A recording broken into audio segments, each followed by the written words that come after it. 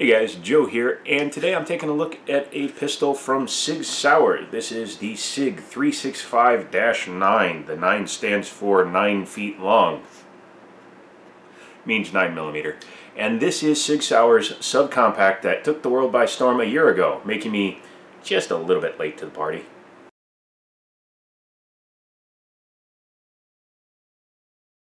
Thank you so much for checking out this video. If you aren't subscribed, please consider getting subscribed. You can also use affiliate links that are down in the description. It helps the channel grow, especially since YouTube does not like to monetize firearm videos, even those of the educational variety.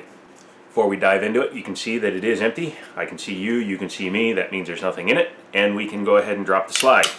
This is Sig Sauer's itty bitty entry into a double stack 9mm concealed carry. Now they do have the 938, which is the itty bitty one, and that is single stack. That would compete with guns like the Glock 43 and the Mossberg MC1, which I've owned the MC1. I haven't owned the Glock 43 yet. But they came out with this because folks were saying they wanted a double stack 9mm that was itty bitty and easy to conceal. So Sig said, sure, we can do that for you. And they came up with this one. This came out at SHOT Show 2018, and it basically blew everybody's mind. Actually a little before that, but it was officially released at SHOT Show. And it blew everybody's mind because to get 10+1 in a itty bitty magazine like that is pretty damn impressive, because that's usually what holds 6, and even with the double stack design, it's not very wide. So people were extremely happy with that. However, there were one or two little flaws with the gun. The biggest one was primer drag. What that means is the striker was going forward, hitting the primer, and as the striker was coming back, or as the slide was coming back, the striker was staying in contact with the back of the shell. And you could see it. There's some guys out there that have put up pictures. I haven't personally taken this one out and shot it. I'll probably wind up doing that. But others have taken these out and shot them, and you'll see on the back of the casing there'll be a dent in the primer. I'll probably find one and insert it here. But the striker will drag on the casing. Doesn't really mean anything for a spent shell. The shell's been spent. It can't go off again. But what that does is it puts stress on the striker itself, and you can actually snap the tip off the striker if that happens too many times, and that's exactly what was happening. The strikers were breaking. Sig did go back and fix it, supposedly, and a lot of people I know that have them have not had any problems with them. This one was actually a local trade-in, so I am borrowing this one from Liberty Arms, description, and it's going to be going back, and it will be for sale. Truth be told, it's too small for me. I'm a giant Asian man. It's an oxymoron, but it's true. And for me, even with the 12-rounder, that fixes most of my grip issues, but I don't want to spend $50 on a mag. And I know that's a negative in the video, but that's its only real negative that I'm going to point out today, is that this magazine costs $50 if you want a 12-rounder. It's not to say it's the worst price ever. It's just what Sig tends to get for their magazines. Overall construction though, you pick this up and you pick up a $200 pistol, you're like, yeah, you can definitely tell this is a Sig Sauer. You can definitely tell it feels more heavier. Does that make sense? It's not the right word to use, but it's the word I decided to use for this video. This is a striker fired, so no hammer, nothing to be caught on your clothes or anything like that. Single action only pistol. For those of you wondering what single action is, single action on a firearm means that's it. It does one thing. When I release the trigger and pull it again, it does nothing. It does not reset the striker or hammer in a hammer fired case. It literally does one single action. It's not a terrible thing. It just means that in order to keep going, it has to successfully cycle the slide, or you need to manually rack the slide. Once you do it, you can fire it again. So as a little bit of a size comparison before we go ahead and put it over on the table, this is my little itty bitty Kodiak Cobra Denali 380 ACP. Ow! Very slick, but nothing in it, nothing in the chamber. It's clear. So this is a 380 ACP that only holds 5+1 because, number one, it's the cheapest semi-auto in the country. Go check that out up there. But this is the Sig 365. They're almost dimensionally the same. In fact, the 365 is thinner than the Kodiak is. But overall, barrel length, everything, they're the same. So 9mm double stack, 380, 5+1. Now that I've tainted a very expensive pistol by letting it touch a very not expensive pistol, I'm going to turn you and we'll take a look at it. Let's start with the box. It comes in a nice little gray case here. It does have a spot so you can lock it. However, it is not airline approved.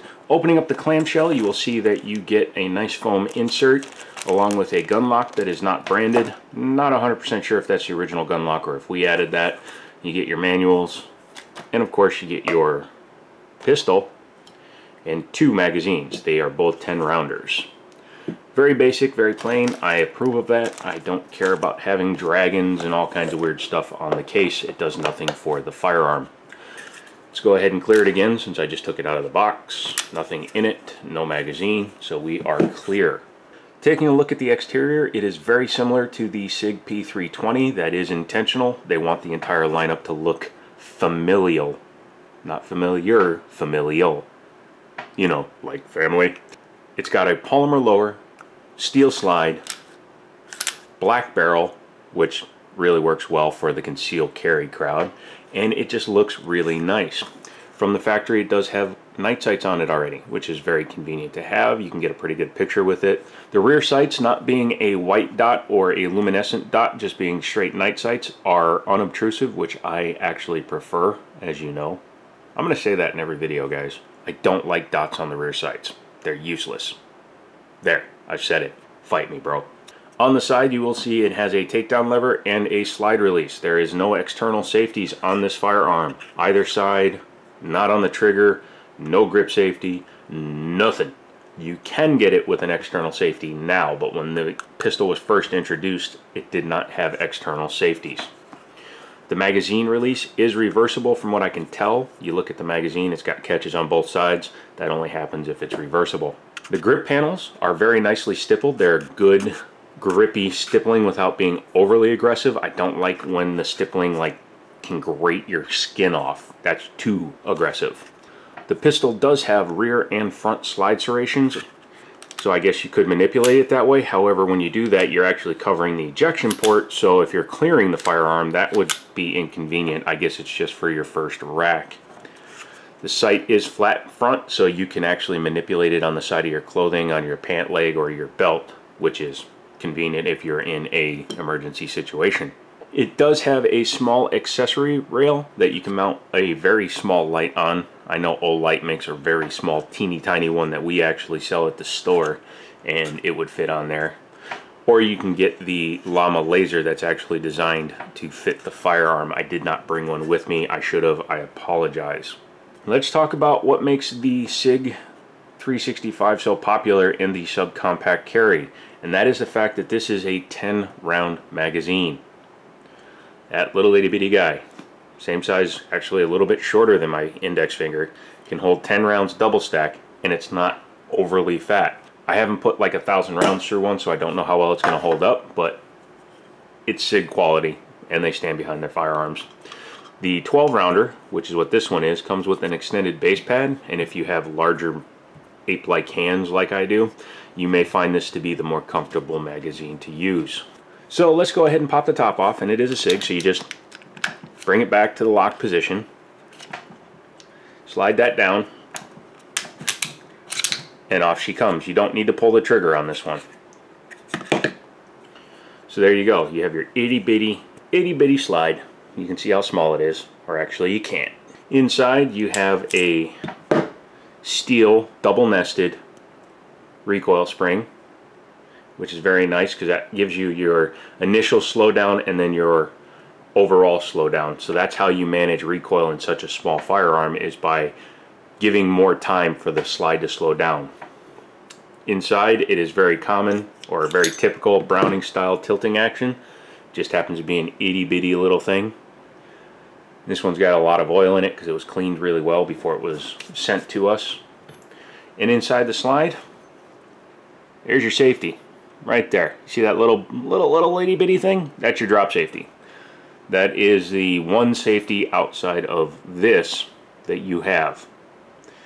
You need to practice your trigger finger control, guys. I've said it a couple of times and I'll always say it. If you're at home and you're just sitting around, go ahead and take the firearm out, make sure it's unloaded of course, and just practice keeping your finger off the trigger. Drawing your firearm without putting your finger in the trigger guard. Reholstering it without putting your finger in the trigger guard. Manipulating the controls without putting your finger in the trigger guard. Loading a magazine without putting your finger in the trigger guard. I know it's a weird thing to keep on pounding into you, but it's a very important thing on a firearm without external safeties. Back to the slide. As you can see, the build quality is SIG exceptional, which means very top notch. Very typical build for a striker fire gun. You have a rear plate that covers the spring and the striker itself, which goes inside the center housing there. The finish on the angles is very nice, so you shouldn't have snagging issues. I've seen some guns with metal injected molded parts where they'll catch on the hood of the barrel. You know, they'll catch up here and sometimes keep the gun from going in a battery. That is not the case here. Taking a look at the frame of the pistol, you will see that inside the fire control group is very simple, and there's a very simple reason for that. It literally only has to do two things, and that is, number one, drop the sear so that it can actually fire the gun. When that drops, it will release the striker when it's in its rearward position, because this is a single action pistol. Number two, it's harder to see on camera, especially since I don't have something itty bitty to push it down with. Let me grab a pen. When you pull the trigger, it does have to lift up the drop safety. See where the tip of the pen is? That's it. That's the only two things this trigger has to do. It doesn't have to worry about having a trigger guard safety on it. It doesn't have to worry about doing any kind of funky maneuvering. It literally just drops the sear and lifts up the drop safety. Simple, right? It's the best way to have a compact pistol. You will also see that this is a very large insert piece. And that insert piece, this is all metal. These rails are completely metal, which means this has a metal-to-metal contact, which I've said in the past aids in reliability over the long term, as well as accuracy, because you don't have to worry about it skipping as it's moving between two sets of rails. You don't have to worry about it being an all-polymer rail so that it warps from heat. This is, for its use, almost a perfect design. And with just those few parts removed, you're ready to clean it. Now it's time to reassemble the gun. Take your slide, flip it over, take your barrel. Well, helps if you put it in the right way. Sorry, the tilting action goes in the technically up position when it's upside down like this. You take your spring, fat end first, pop her in there. Make sure that it sits nice and level. If it's sitting up or down, it won't fit on the frame. Before you reassemble your frame, you will sometimes notice, like if you were to accidentally flip that back over, that it's not going to clear anymore. So what you need to do is you push up on your release and you pull down on that tab. Doing that will allow it to flatten out so that the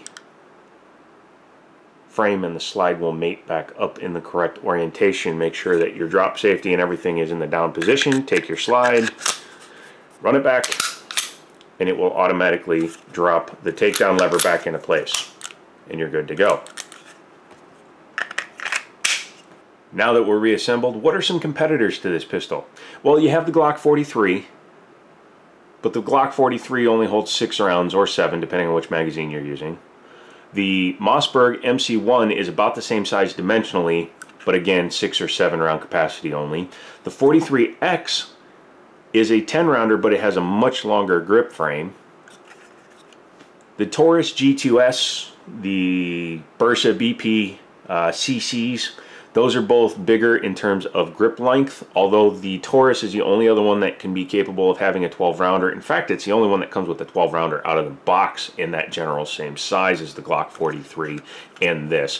When this has this mag in it, it's about the same grip length as a Taurus G2C. So now I don't discuss price. I just don't do it. I don't do it. I won't do it. I can't do it, because no matter what I say, you guys will find it for a different price. It will be in the somewhere about $500 range for this pistol new in the box. And for that money, you're getting SIG quality, you're getting SIG reliability, minus the firing pin drag. You should double check your serial number and call the manufacturer to see. But in that price range, these are a pretty compelling piece because it already has night sights on it, and it's one of the few in the market that have this kind of capabilities and capacities in such a small pistol. So leave me a comment if you own one of these. Let me know what your experience has been on them. If you have any questions, leave those down below. If you haven't subscribed, get subscribed. Don't forget to check out my affiliate links. And as always, I'll talk to you later.